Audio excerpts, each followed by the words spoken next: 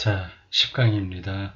제목이 복음과 율법입니다. 제 6장에 해당합니다. 쪽수로는 68입니다. 복음과 율법, 혹은 거꾸로 해서 율법과 복음, 그렇게 말할 수도 있죠. 율법, 좋은 겁니다. 율법, 그냥 구약 성경에 나와 있는 하나님의 말씀? 그게 다 율법이죠. 보통 모세 오경에 창세기, 출애굽기, 레위기, 민수기, 신명기, 여기에 그 내용이 많이 들어있습니다. 토라라고도 하죠. 십계명이 그 모든 율법의 압축 파일이라고 할 수 있습니다. 율법은 이스라엘 사람들이 역사적으로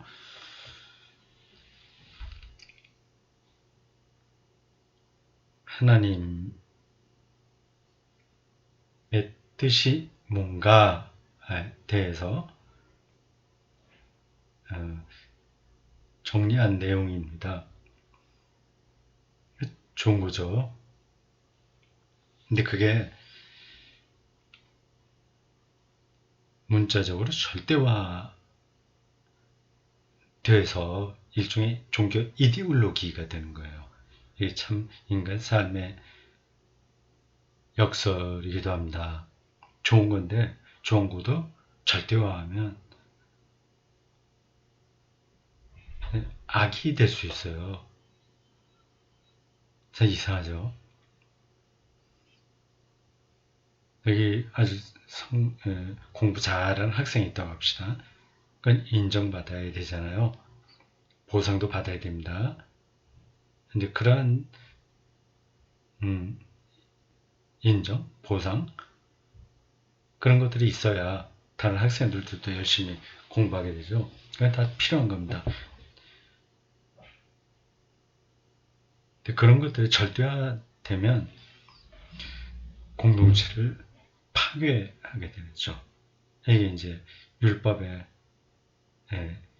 밝은 면과 어두운 면입니다.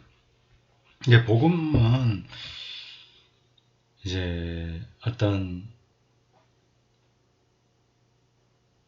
업적을 통해서 종교적인 거든지 도덕적인 거든지 그런 걸 통해서 하나님에게 인정받으려는 방식인 율법이 아니라 그런 것 전혀 없이 하나님으로부터 믿음으로 인정받는다는 그 사실에 집중하는 삶의 태도입니다. 이게 복음이에요. 그래서 보통 예수님의 가르침을 우리가 복음이라고 하는 것은 이런 걸 바탕에 두고 하는 이야기입니다. 바울이 로마서에서 그 얘기를 많이 하고 있죠. 자, 르클레르가 어떤 얘기를 할지 좀 따라가 보겠습니다.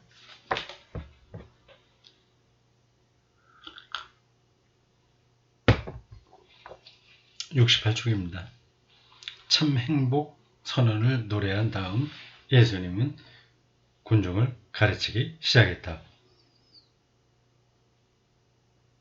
이 가르침에 대해 마태와 누가는 서로 다르게 전한다.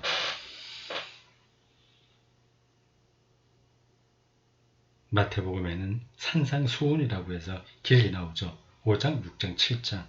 누가복음에는 그렇게 길게 나오지 않습니다.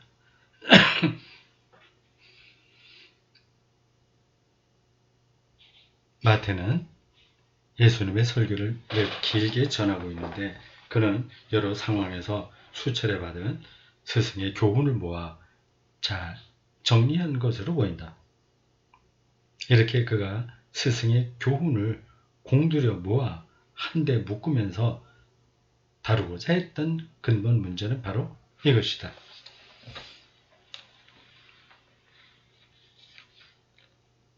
율법에 결코 소멸되지 않는 의무 규정들과 어느 구절에 그런 게 나오죠. 나는 율법을 폐하러 온 게 아니라 완성하러 왔다. 소멸되지 않는 의무 규정들과 하나님 나라의 절대적 무상성, 여기 또 무상성이 나오네. 무조건적인 거라고 하는 건데 어떤 대가 없이 주신다 이 얘기죠. 서로 어떻게 조화를 이룰 것인가. 서로 모순된 것처럼 들릴 수 있거든요. 하나님 앞에서 아무리 조건이 필요 없다고 한다면 율법 이런 거 안 지켜도 되지 않냐 하는 건데, 율법은 또 가치가 있는 거거든요. 어떻게 조화를 이룰 것인가. 복음의 시대에 율법은 인간과 하나님의 관계에서 아직 해야 할 역할이 남아있는가. 율법이. 이에 관해서 예수님이 나무와 열매를 비유로 말씀하신 적이 있습니다. 나무가 좋아야 열매를 맺고 좋은 열매를 맺고 좋은 열매를 보면 나무를 안다. 열매는 율법이죠. 좋은 나무가 되는 건 복음입니다.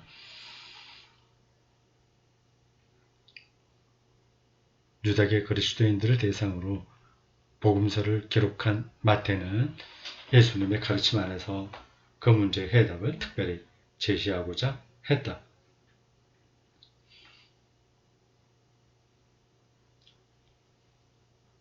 여러분들이 이런 책들 읽으면서 어떤 느낌이 드십니까?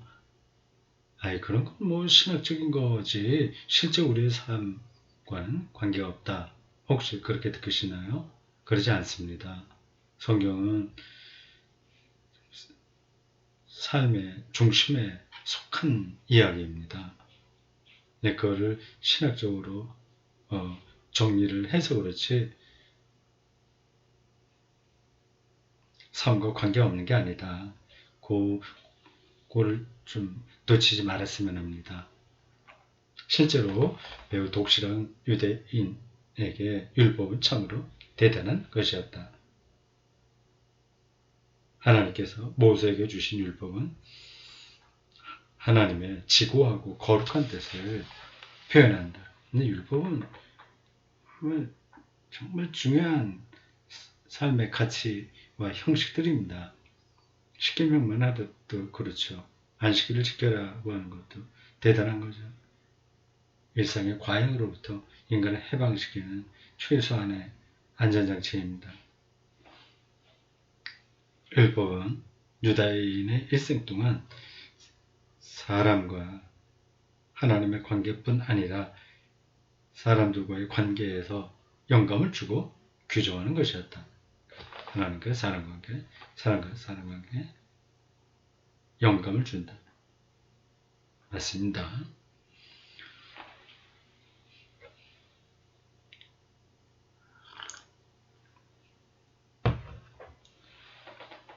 율법은 말한다. 살인하지 말라. 도둑질하지 말라. 거짓말하지 말라. 가늠하지 마라. 부모를 공경하라.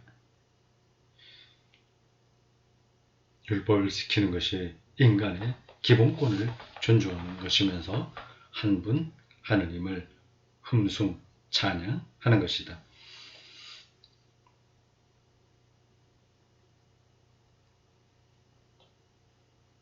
율법의 중요성은 아무리 강조해도 지나치지 않다. 실제로 율법을 통해 우리는 온 세상을 창조하고 세상을 다스리는 분의 전능은 맹목적인 힘이나 권력 의지가 아니라 본질적으로 도덕적 의지임을 알게 된다. 인간과 관계에 해당하는 거니까 도덕적으로 나타나죠. 또한 율법은 율법, 복음 이런 것들이 우리 삶의 중심에 속한 거라고 앞에서 말씀드렸어요. 그러니까 노동 문제 이런 것도 다 율법에 해당하는 겁니다. 율법, 노동, 그리고 이자의 문제, 금융업 이런 것까지.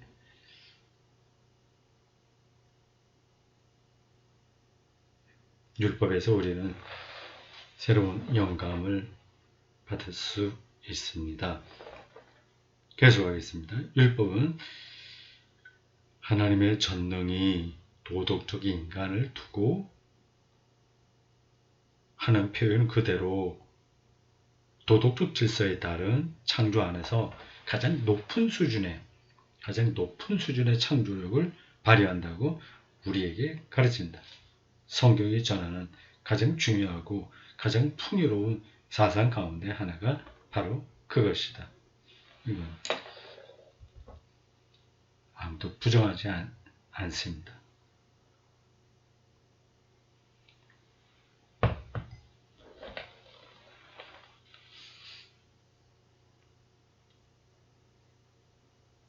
독실한 유대인은 율법으로 자신의 환희와 송가를 만든다.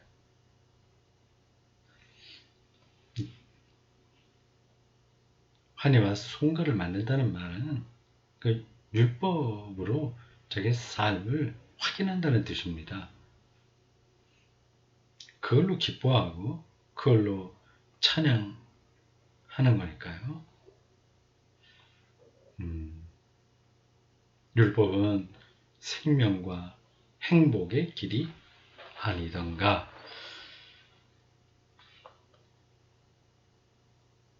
율법의 계명을 충실히 지키는 사람은 정의를 실천하고 하나님의 우정과 호의를 받을 자격을 지닌다. 반면에 율법 계명에서 벗어난 사람은 하나님에게서도 멀어지고 하나님의 진노를 산다. 네, 이러한 표현들이 구약 성경에 곳곳에 많습니다. 시편에 자주 나오죠. 시편 1편 1절에서 6절이 인용되었습니다. 이게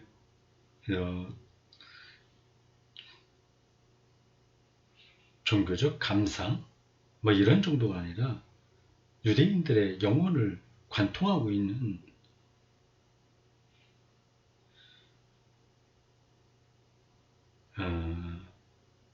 삶의 근거들이라고 할 수 있습니다. 높은 가치가 있는 거예요. 그냥 대충 좋은 게 좋다, 종교적 감상 이런 게 아니라 역사를 통해서 삶을 건강하게 만드는 그 토대에 대한 고백이 여기 담겨 있습니다. 읽어보겠습니다. 행보하여라. 앞에서 참된 복하고 연관된 얘기예요. 행보하여라. 악인들의 뜻에 따라 걷지 않고 죄인들이 길에 들지 않으며 오만한 자의 자리에 앉지 않는 사람, 오히려 주님의 가르침을 좋아하고 그분의 가르침을 밤낮으로 되새기는 사람, 그는 시냇가에 심겨 제때에 열매를 내며 입이 시들지 않는 나무와 같아 하는 일마다 잘 되리라.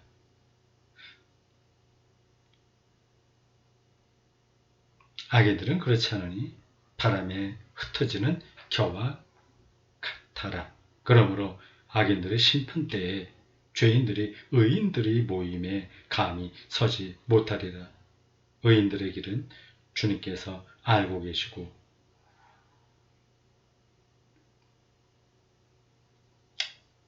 악인들의 길은 멸망에 이르기 때문일세.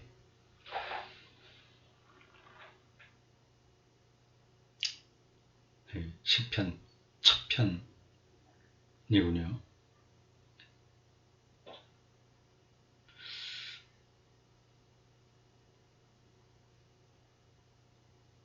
따라서 하나님의 우정을 율법 밖에서 구하고 바라는 것은 있을 수 없다.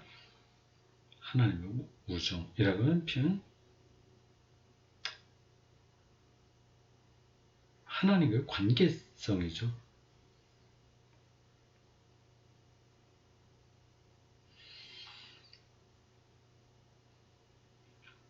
인간을 하나님께 가까이 다가가게 해주는 유일한 길은 율법뿐이다. 유대인들은 그렇게 생각했습니다. 그건 당연한 거예요. 그들의 노력, 그들의 경험을 무시할 수는 없습니다. 다만 그게 절대화됨으로써 다른 방식으로 하나님과 우정이 가능하다는 사실을 놓친 게 잘못인 거죠. 따라서 율법을 완성할 때 비로소 인간은 하나님의 은총을 받는다.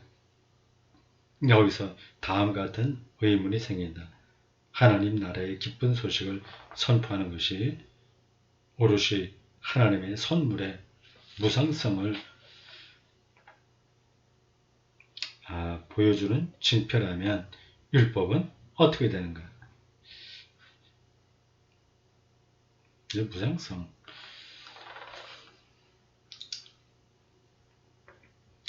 제가 설명했으니까 이게 어떤 뜻인지 아시니까 되죠?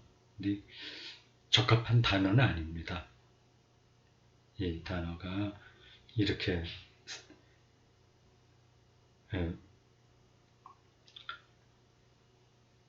번역되면 좀 매끄럽지 못해요.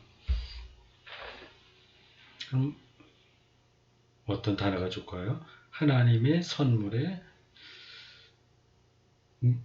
부상성이라기보다도 무조건성이 오히려 낫습니다. 조건이 없다는 거죠. 조건. unconditional. 무조건적이다.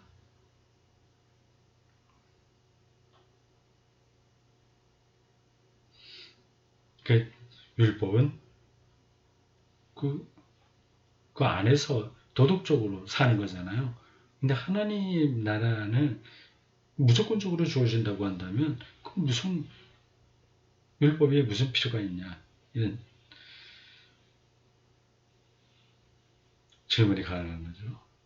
하나님께서 친히 사람에게 모든 사람들에게 똑같이 그들의 자격과는 무관하게 가난하나 부자나 무식한 사람이나 유식한 사람이나 무관하게 순수한 선의로 가까이 오셨다면 이제 율법은 무슨 소용이 있는가? 복음 선포로 이제 율법은 낡은 것이 되지 않는가? 율법과 복음의 관계는 신학자들도 많이 이야기한 겁니다. 율법 안에 복음이 있느냐 아니면 복음 안에 율법이 속하냐 서로 교차하냐 뭐 등등 그런 것을 도표식으로 설명하게 되어 있습니다.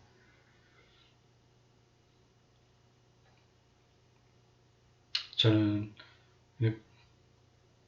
가장 간단하게 말하면 큰 원이 복음이다. 그 안에 율법이라고 하는 작은 원이 포함되어 들어가 있는 게 아니냐 이렇게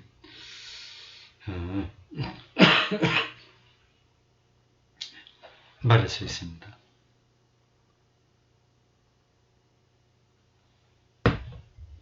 뭐 그 원이 서로 겹친다고 보는 사람도 있고 하나는 이 복음이라고 하는 원이 있고 아니 복음이라고 하는 원과 율법에 딱 일치하는 걸로 보는 사람이 있어요. 그리고 복음이라고 하는 원과 이 율법이라고 하는 원이 이렇게 교차되는, 어느 부분이 교차되어 있으나 각각 특징이 따로 있는, 그렇게 보는 사람도 있습니다.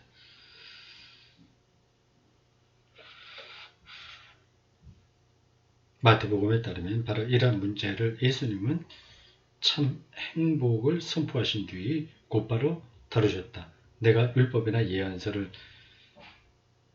폐하러 온 줄로 여기지 마시오. 폐하러 온 것이 아니라 오히려 완성하러 왔습니다. 좀 길게 인용했습니다. 마태복음 5장 17절에서 20절입니다. 진실로 여러분에게 이르거니와 하늘과 땅이 사라질 때까지, 모든 일이 이루어질 때까지 율법에서 한자 한 획도 사라지지 않을 것입니다. 그러므로 이 가장 작은 계명들 가운데 하나라도 어기거나 그렇게 사람들을 가르치는 자는 하늘나라에서 가장 작은 자라 불릴 것입니다. 그러나 그대로 행하고 가르치는 사람이야말로 하늘나라에서 큰 사람이라 불릴 것입니다. 여러분에게 말하거니와 여러분의 의로움이 율법학자들과 바리사이파들의 의로움을 능가하지 않으면 여러분은 하늘나라에 들어가지 못할 것입니다.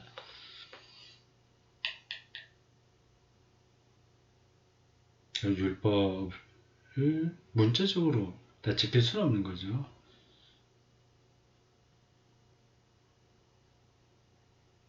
율법을 폐기 처분하려고 하는 위험성에 대한 경고지, 율법을 문자적으로 완벽하게 지켜야만 된다, 그 뜻은 아닙니다. 일단 우리가 그렇게 할 수가 없잖아요. 먹어야 될 음식과 먹지 말아야 될 음식, 그걸 구분하는데 그게 안 되잖아요. 이렇게 단번에 복음과 율법의 관계는 단절이나 대립이 아니라 완성과 능가라는 용어로 제시된다. 그리고 곧바로 예수님은 율법을 완성한다는 것이 무슨 뜻인지 정확한 예를 들어 가르친다. 그건 이제 반명제라고 합니다. 반명제. 안티티제라고 하나? 세미테제인가? 안티겠죠? 예. 살인하지 말라. 살인하는 자는 재판에 넘겨질 것이다. 하고 옛사람들에게 말씀하신 것을 여러분은 들었습니다. 그러나 나는 여러분에게 말합니다. 자기 형제에게 성을 내는 사람은 누구나 재판에 넘겨질 것입니다. 마태복음 5장 21절에서 22절. 간음하지 말라 하고 말씀하신 것을 여러분은 들었습니다. 그러나 나는 여러분에게 말합니다. 남의 아내를 탐내어 바라보는 사람은 누구나 이미 제 마음으로 그와 간음했습니다. 마태복음 5장 27절에서 28절. 여기서 예외되는 사람은 없죠. 실제로 실행했냐 아니냐가 물론 중요하죠. 근데 그것마저 넘어서는 더 엄격성을 예수님 말씀하신 거예요. 친구에게 성을 내지 않는 사람이 어디 있어요? 이런 것들입니다. 예수님의 이 어조에서 무엇보다도 놀라운 것은 그분이 권위를 가지고 말씀하신다는 것이다. 그러나 나는 여러분에게 말합니다. 예수님이 이러한 최고의 권위를 가지고 율법을 완성하기를 원했다. 완성한다는 것은 완벽하게 한다는 것이다. 예수님은 율법을 완성하고자 한다고 선포했다. 그분은 방향으로 그렇게 했다. 먼저 율법을 대면하였다. 겉으로 드러나는 것만이 아니라 속에 있는 것마저 언급한 거죠. 외적인 일치만이 아니라 무엇보다 먼저 마음 안에서, 내적 태도 안에서 율법의 완성이 이루어지게 했다. 마음 안에 죄의 감정을 키운 사람은 이미 율법을 어기는 것이다. 예수님이 보시기에 핵심은 바로 사람의 마음가짐과 지향이다. 나중에 보게 되겠지만 예수님은 바리새인들과 논쟁할 때마다 그 점을 지적하신다. 예수님은 언제나 마음의 바탕을 강조한다. 이를 통해 율법주의와 순응주의에서 율법을 해방시킨다. 순응주의가 뭐예요? 율법주의는 알 수 있는데 그때 있는 문자적으로 율법을 잘 지키기만 하면 돼. 그렇게 생각하는 거.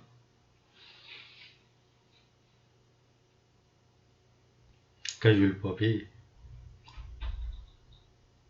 그러한 문자를 몇 개 지켰냐 안 지켰냐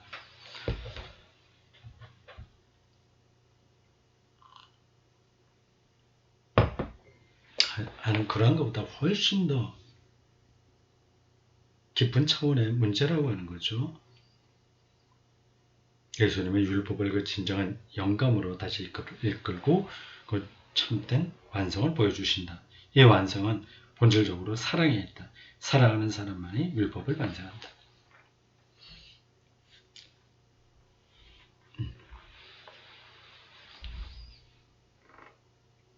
사랑하는 사람만이 율법을 완성한다.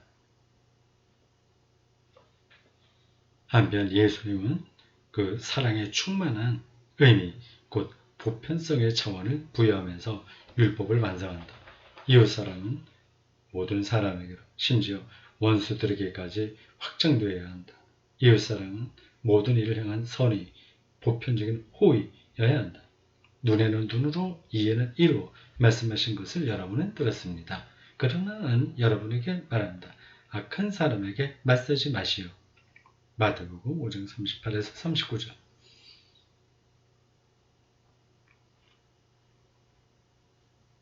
내 이웃을 사랑하고 내 원수를 미워하라고 말씀하신 것을 여러분들은 들었습니다. 그러나 나는 여러분에게 말합니다.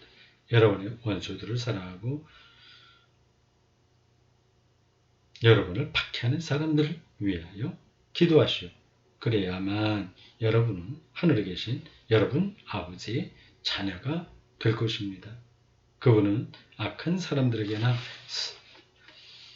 선한 사람에게나 당신의 해를 떠오르게 하시고 의로운 사람에게나 의롭지 못한 사람에게나 비를 내려주시기 때문입니다. 마태복음 5장 43에서 45절.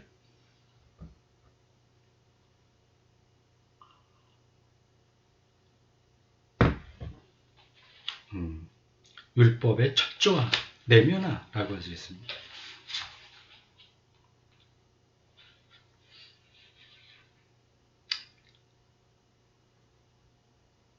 이 성경 본문은 예수님이 어떤 방향으로 율법을 완수하고 이를 능가하고 있는지를 가장 잘 보여준다. 그런데 산상설교의 새로움은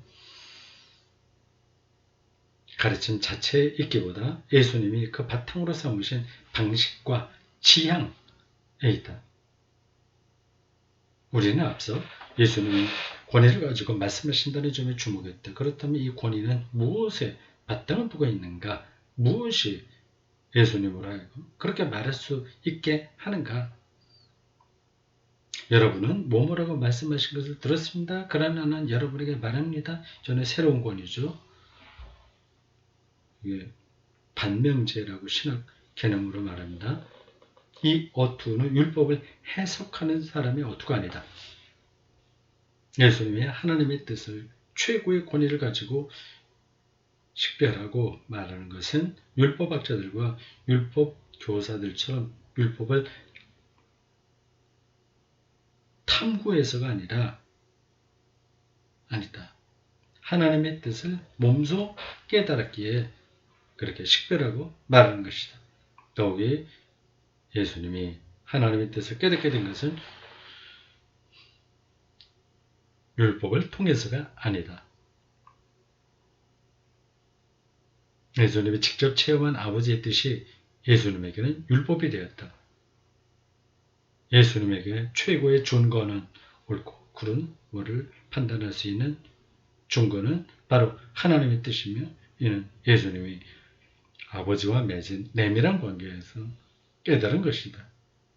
설교를 마치며 예수님은 마태복음 7장 21절 하늘에 계신 내 아버지의 뜻을 행하는 사람이 되어야 한다고 분명히 말한다. 사실 산상설교의 모든 내용은 마태가 전하는 바 그대로 아버지의 뜻에 근거하고 있다. 산상설교는 다음의 문장으로 요약된다. 마태복음 5장 48절 여러분의 하늘의 아버지께서 완전하신 것 같이 여러분도 완전해야 합니다.